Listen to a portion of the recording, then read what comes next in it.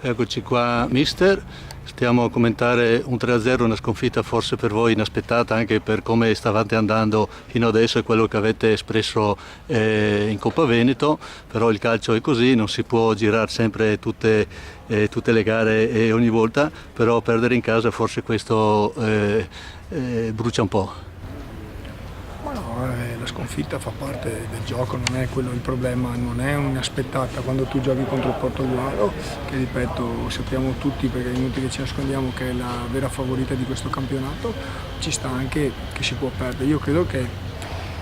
oggi siamo usciti dal campo con un risultato un po' troppo pesante, diamo merito al Portogallo perché ha vinto e ha vinto meritatamente, però sinceramente credo che la differenza oggi tra noi e loro sono stati gli episodi. Loro hanno sfruttato tutto quello che c'era da sfruttare, noi no, chiaramente forse ecco, su questo dobbiamo un po' imparare. Loro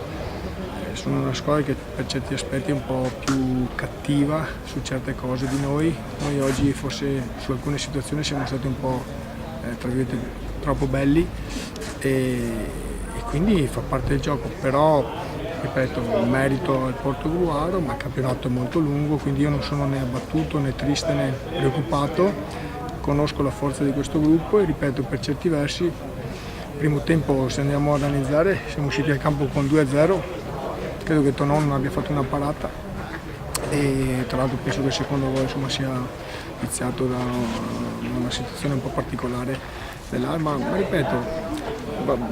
se le cose devono uscire qualche problema è meglio ora che così abbiamo tempo per lavorare, perciò sono dispiaciuto per il 3-0 perché è sempre un risultato pesante,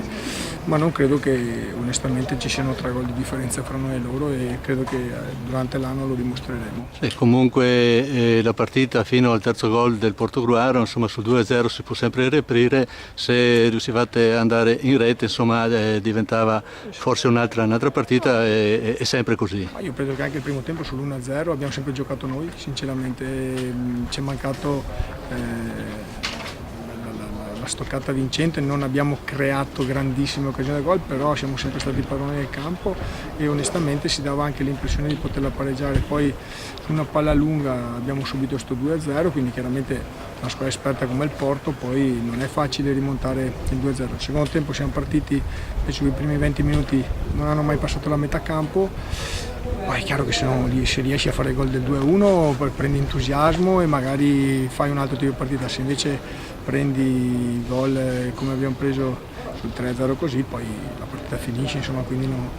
Però ripeto, io credo che dobbiamo analizzarla nel modo giusto e ripeto, questo 3-0 secondo me è bugiardo. Allora, archiviando questa partita, facciamo solo in chiusura un focus su una proiezione su mercoledì, perché voi vi giocate il passaggio in Coppa, perché se dovesse vincere il Concordia, passa il Concordia per il discorso di scontri diretti. Sì, ma questo lo sappiamo molto bene, noi dobbiamo abbassare la guardia, lo siamo consapevoli, quindi non ci prepareremo,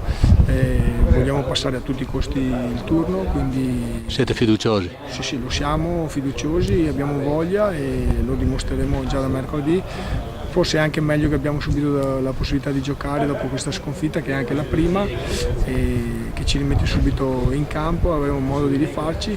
Dobbiamo mettere tanta umiltà perché non dobbiamo pensare di aver già passato il turno, perché ogni partita vediamo